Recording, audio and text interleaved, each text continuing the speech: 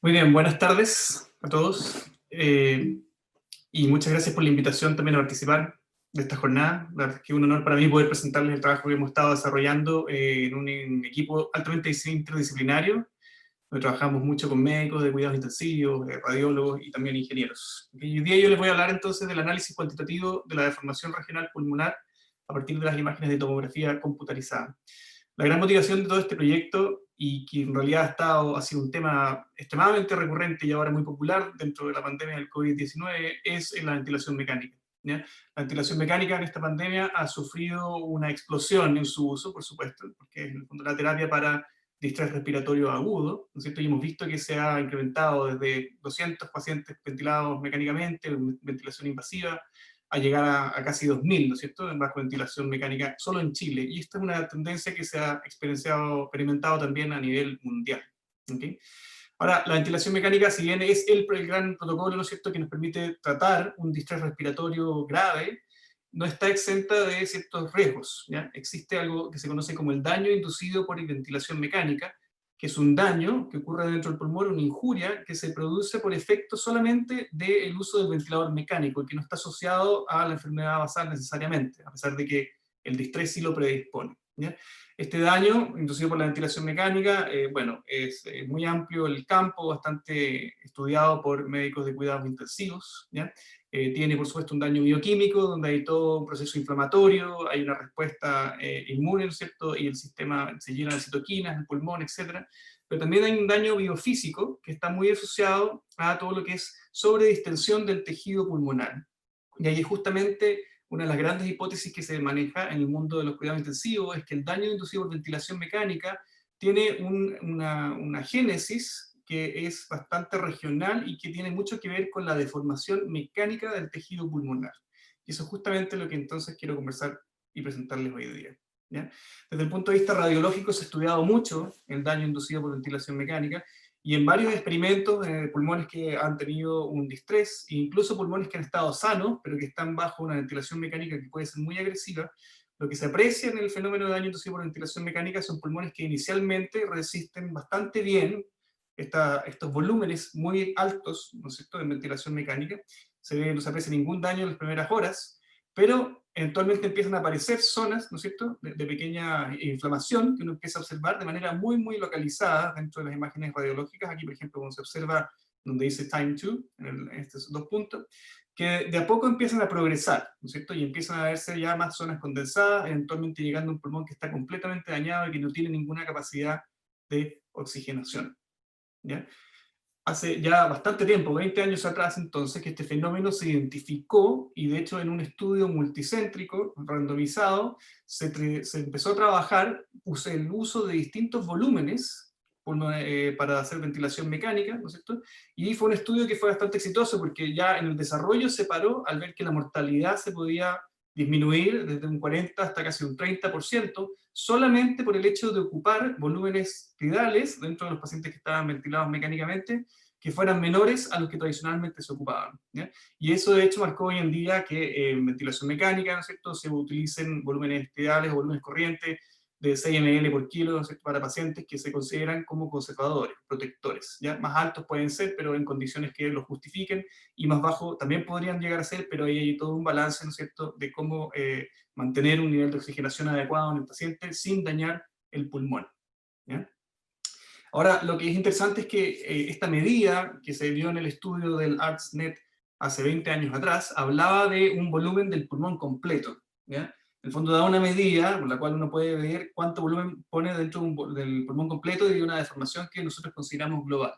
Sin embargo, estudios recientes han demostrado que durante un protocolo de ventilación mecánica que puede ser considerado como protector, todavía pueden existir, dependiendo del nivel de distrés y dependiendo también de varias variables del paciente mismo, pueden existir zonas en donde igual se genera una sobredistensión y por lo tanto un daño inducido por el ventilador mecánico, a pesar de usar todas estas terapias que se consideran, insisto, como protectoras. ¿Ya? Y eso básicamente deja al descubierto un problema, y es que la ventilación mecánica, los números que se consideran para una población, no necesariamente van a ser buenos para cada uno de los pacientes. Es decir, cada paciente tiene una condición que es bastante particular y amerita el poder ajustar los parámetros de la ventilación mecánica al pulmón en cuestión que se está tratando, ¿ya?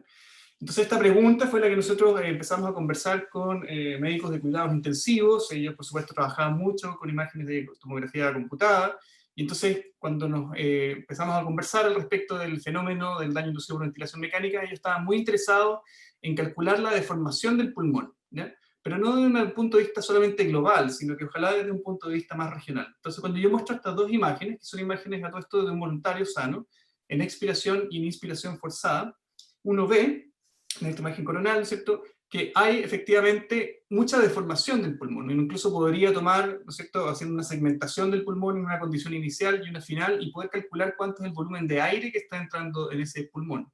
Y con esa información, uno podría entonces, por ejemplo, dar una medida de deformación global. Por ejemplo, el caso aquí ilustrar con un ejemplo muy simple. Si yo considero que tengo un pulmón en expiración y en inspiración, una manera de poder medir cuánto va a ser la deformación relativa, es decir, cuánto va a cambiar el volumen de manera relativa, es a partir del concepto que se conoce como strain volumétrico. Y el strain volumétrico no es nada más que tomar la diferencia del volumen, es decir, el volumen corriente que entra entre sus pulmones, y dividirlo por el volumen del pulmón en una condición basal, que en este caso podemos considerar que es la expiración, ¿cierto?, o la capacidad residual funcional, ¿ya? Ahora, bueno, les pongo un pequeño ejemplo. Imagínense que los pulmones de un sujeto sano en reposo ocupan 3 litros de volumen, y al realizar una inspiración forzada máxima alcanzan los 6 litros, ¿ya? Entonces, ¿cuánto será la deformación volumétrica asociada a esto? A partir de la cual uno podría pensar, ¿no es cierto?, que podría generar un daño o no al pulmón. Y entonces acá la matemática es muy simple, es simplemente decir, darse cuenta que el pulmón duplica su volumen y por lo tanto crece en un 100%. Y eso es la medida que hoy en día se utiliza mucho en cuidados intensivos para poder medir cuánto sufre de deformación un pulmón que puede estar mecánicamente ventilado. Típicamente en un pulmón ventilado estamos en niveles mucho menores del 100%. En todo caso, el 100% se puede considerar dañino, ¿ya? Ahora, el problema de esto es que es una medida que es global, de nuevo, del pulmón completo. No me dice, por ejemplo, si en los lóbulos superiores o los lóbulos inferiores el pulmón va a sufrir mayor o menor daño, y es justamente esa información regional la que se correlaciona con la génesis y el desarrollo, ¿no es cierto?, del daño inducido por ventilación mecánica. Por lo tanto, entonces nosotros nos pusimos a trabajar junto con médicos para poder desarrollar una herramienta computacional que permita identificar zonas de alta deformación regional dentro de un pulmón, ¿ya? ¿Cómo hacemos esto? Estas medidas regionales, bueno, es a partir de una técnica matemática en el tratamiento de imágenes médicas que se conoce como el registro de imágenes, pero además nosotros añadimos, ¿no es cierto?, una segunda etapa en donde se hace un análisis biomecánico. Y el análisis biomecánico justamente lo que hace es ver cómo distintas regiones del pulmón, que en este caso, en el caso, por ejemplo, de expiración, que vemos un pulmón aquí a la izquierda, ¿no es cierto?, que está sacado a partir de la tomografía computada, podemos segmentar el pulmón inicialmente, vamos a generar un modelo computacional en base a una técnica que se llama elementos finitos, y que son nada más que pequeños legos que están pegados piezas unos al lado del otro, de las cuales entonces yo después resuelvo un problema de registro y puedo saber cómo se están deformando cada una de estas pequeñas piezas que compone el pulmón en la fase de expiración, para poder entonces hacer un match con la fase de inspiración, ¿ya? Entonces, a partir de cada una de estas pequeñas piezas de tetraedro que estoy mostrando aquí, si yo extraigo uno, que es una información muy regional, ¿ya?, y veo cuánto está cambiando en su volumen, entonces yo puedo dar una medida ahora del strain volumétrico, o de la deformación relativa, pero que no necesariamente toma cuenta del volumen completo del pulmón, sino que toma justamente cuenta de una sección muy pequeña del pulmón, tan pequeña como nosotros queramos hacer, ¿okay? Entonces, con este concepto fue que desarrollamos el análisis biomecánico basado en imágenes médicas, para poder entender cómo es la deformación regional de un pulmón. Y a continuación, entonces, les quiero mostrar una simulación. Esto en realidad está basado en imágenes médicas, es específico para este paciente, ¿ya? De nuevo, en este caso es un voluntario, en realidad, que hace una inspiración máxima, y estábamos piloteando el método, y también poder validarlo, ¿no es cierto?, con las medidas que podíamos hacer de espirometría. Y entonces acá lo que les voy a mostrar es justamente cómo se aplica este método y qué información nos da.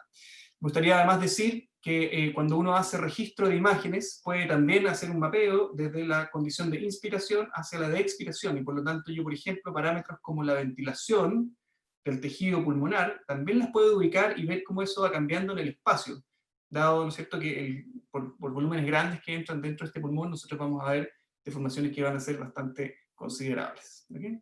Entonces aquí vamos con la simulación, ustedes aquí están viendo es una reconstrucción, ¿no es cierto? Aquí simulamos todo lo que es la generación de las imágenes tomográficas, ¿ya?